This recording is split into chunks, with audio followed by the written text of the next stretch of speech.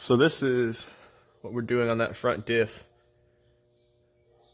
We're gonna building up some weld to get all this filled in and tied up. So we've got 1/4-inch plate punched out now, which is mounting the diff, versus, let's see if these broken pieces are still sitting out. Yeah, here they are. This is the metal that mounted the front diff originally in chassis. So get some bigger tires on it like this one, get them in a bind, put some load on that diff, and it'll just rip that diff out of the frame. This isn't the first time we've had to do this to them before, so we'll go over to the Prana, we punch out some 1/4-inch plate, get it to fit in here, and then we try to tie it into the frame rails and across. It'll get welded up front here. It's still got a hole punch in it so you can get to the drain plug on the diff. And then just started fixing some of the other areas here where the skid plate was cracked in it. Yeah, so I just realized how bent that roll cage is on this thing where the bumper used to go. This thing's been rolled.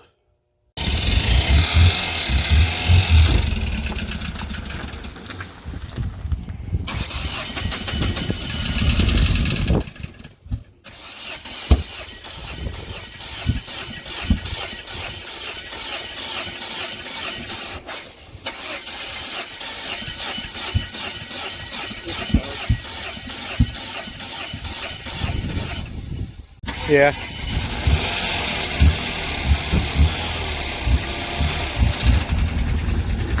the customer decided that they are going to be scrapping this car today, and they only live right down the street in town, so it's already going to scrap. We'll just drive it over there. Should probably go make sure that no one's gonna. That's what I was doing. Yeah, where that bus is sitting, it's hard to see, especially on something that doesn't run very good.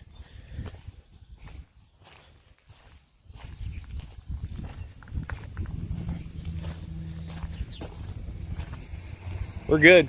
Send it. More throttle. I'm pretty sure that's like almost to the floor.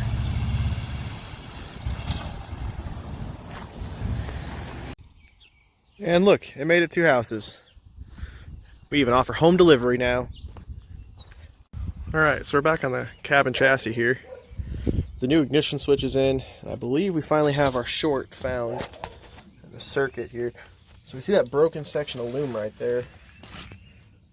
The power wire goes from this fuse out, down, back up and around to here to the relay, and the other half of it splits off down here and goes into the cab to the ignition switch. Right back in there we've got a wire that's been chafing on the ignition coil on the outside of it where it grounds. So let's see if I can get down in there better, and I'll try to show you guys the wire. Okay, so once we get in here a little bit, right here where this is all torn up, I don't know if it's showing up very well. Right in here we've got wires that are rubbing through right on the edge of this coil. So that's just been sitting there rubbing against here and rubbing right through the insulation. So we're going to get these wires all fixed up, and then this thing should be ready to go. Alright, so I've been looking into the loom here a little more. Both of these wires are the only two that I'm seeing damage where it's all the way through the jacketing of the wire. This power wire here, I mean, it's a little bit scraped up, but it's nowhere near going through it. So we're going to fix up these 2 wires, and then we're going to recheck to see if we still have straight continuity to ground through that circuit. Hopefully that'll be the only problem we have to fix in the harness. Definitely not changing the oil. Headlamp suggested. We don't need headlamps to crash.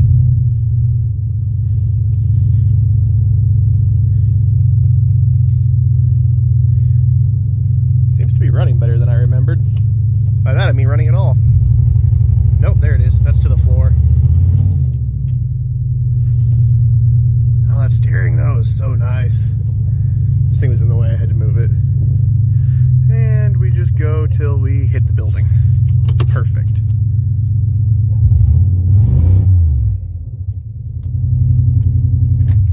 There's still no coolant in this thing. Alright, so it started, it's running. We've got a brake and ABS light on, but I think those fuses have been pulled. I think the big fuse that feeds it there. Pretty sure they tried to swap that when they were bringing it over here to get it to run, blew that fuse. So we'll have to replace a few, but it looks like we got it figured out.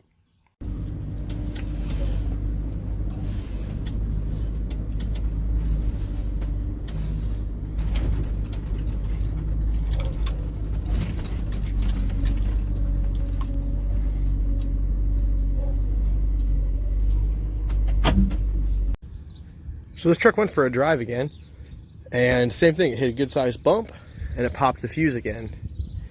Now, a little bit surprised by that, just because we made a pretty significant wiring repair on the engine. So what I went ahead and did is probed that fuse again. I had my ground hooked up and I had my meter on continuity. Still had like 1.2 ohms to ground. So I set this up so that it would beep the entire time it has continuity. And I just went through and started shaking the harness. Nothing under the hood. So then I came inside the truck here. And that harness comes in right here. So I started grabbing the harness and pulling on it a little bit. And it stopped beeping. Now, I'll have to get a pair of side cuts, but as you can see, there's a bolt right here. A lug that sticks into the body this harness is mounted to. It was also shoved about 1/4 inch inside of this loom. So I'm gonna guess when I get that cut out of there, we're gonna find some more damaged wires inside this truck. All right, so we'll cut this. Get this harness pulled out a little bit.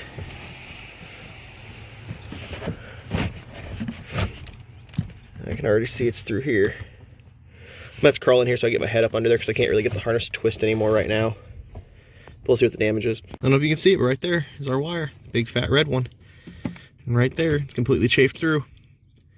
So I'll have to de-loom a section of wire here. We'll get that out, we'll repair it. Make sure there's nothing else wrong in this area too. All right, so this Polaris is about finished.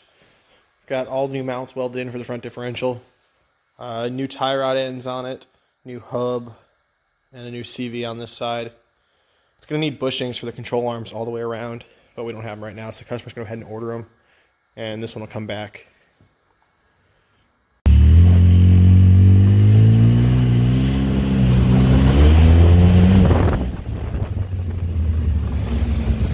I'm gonna drop this back off for the customer now.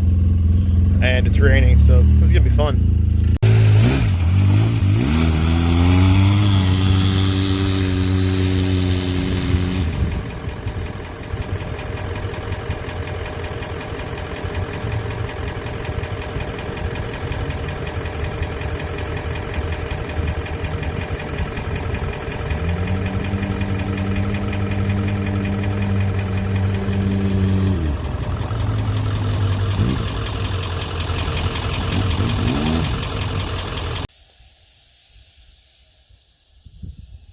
Yep. That's awesome. You guys got to see the setup in this. It's got a giant valve set up behind the seat, just like it's out of the train. So there's the horn setup on this thing. And I've been wanting to do that forever to my flatbed. It needs it. And here's the valve setup in the cab. So from the front seat, it's right behind the console. Just pull up on the lever. It's pretty awesome.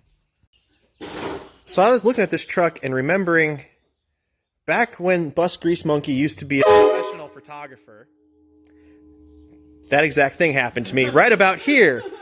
I remember years ago I was helping Dad out on a photo shoot of a senior pictures out on a farm. And this truck used to have a 10-inch lift on it.